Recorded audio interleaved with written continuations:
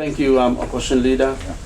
Thank you also the Alternative Prime Minister nominee, Honourable Remo Paita, the Honourable Member for Medang, and thank you also for taking a bold step in following your convictions. And that is a word I'd like to labour a little bit, convictions. This is a time when a pressure valve placed in the constitution of our country, where members of parliament representing the people of this country to exercise a deliberate judgment on conscience, where if the country is being led or run in a particular fashion that is not akin to the values that we all stand for, then this is an opportunity for members of parliament representing our people to exercise that privilege.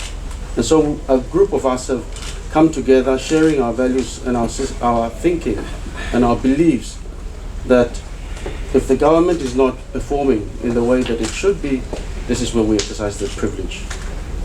Yesterday was a day when a number of debates were presented, but today alone, where the government or the Prime Minister sponsors a constitutional amendment to come through whatever subject it might be.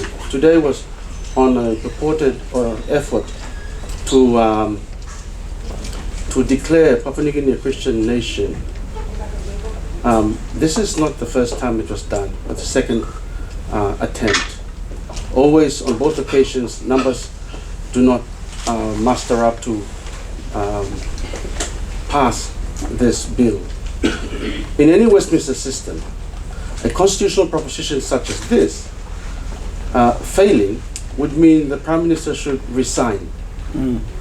A well-minded, recent,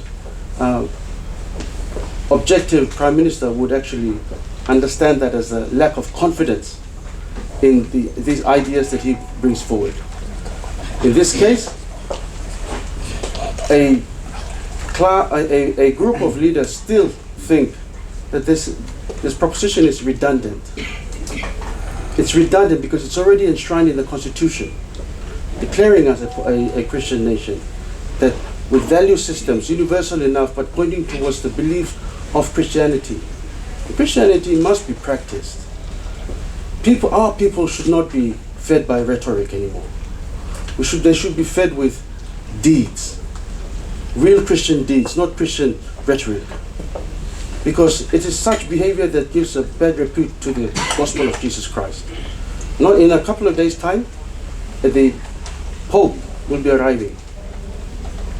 You can only wonder what that could mean. It's a very serious subject, and I think I would dare not debate it or discuss it. But I think suffices to say, two attempts at pushing this amendment forward, constitutional amendment forward, failing, should be a resounding message that there is no confidence in this government and these major bills that they bring. So it goes on. I mean, like I said, it's a very, very sensitive issue, and I will not labor it anymore. But what I should say this also, yesterday, interestingly, and a debate was gagged on a Central Banking Act, and I think I should just comment very shortly on that. I'm no economist, and I don't really understand many of these things, but what's important is this. The independence of the central bank is to ensure that it manages the monetary policy of the nation. The fiscal policy of the nation is one of government, NEC, to manage through the treasury. The amendment yesterday, whilst there were discussions about price stability and many other cosmetic changes to the central banking, what was glaring and was not properly debated or discussed was the proposition that a monetary policy committee would be set up in the central bank. The monetary policy committee would be then subjected to the jurisdiction of the treasurer, responsible for the fiscal policy of the nation. Basically, the treasurer or the minister for treasury would then have dual roles to provide oversight and scrutiny even on the monetary policy. But also glaring also, we should note from that particular debate, was the fact that the treasurer did say in his speech that these were interventions imposed on them, on the government by the IMF. Now, if that is if these are results brought forward by external forces, were we not already discussing inflation and interventions imposed by the IMF?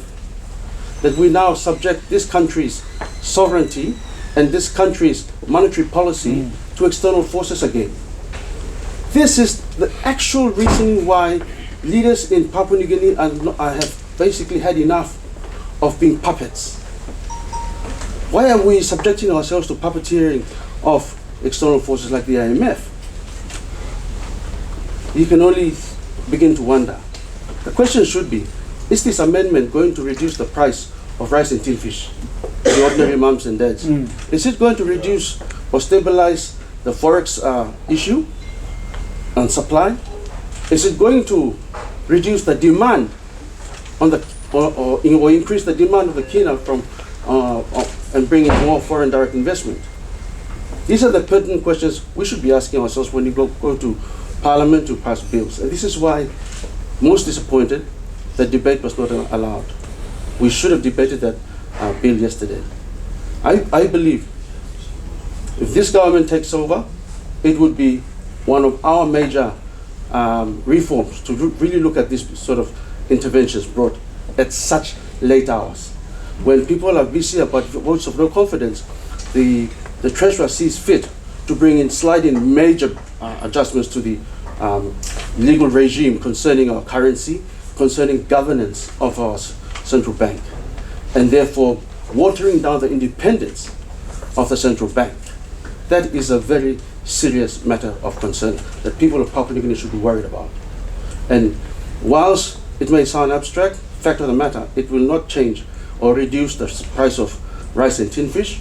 It will not reduce the demand for school fees. It will not create any employment so that we can have ability. It was purported to provide relief for 1,485 families. This is a country of 10 to 15 million people. What is 1,558 people's relief going to do? It's negligible. Negligible.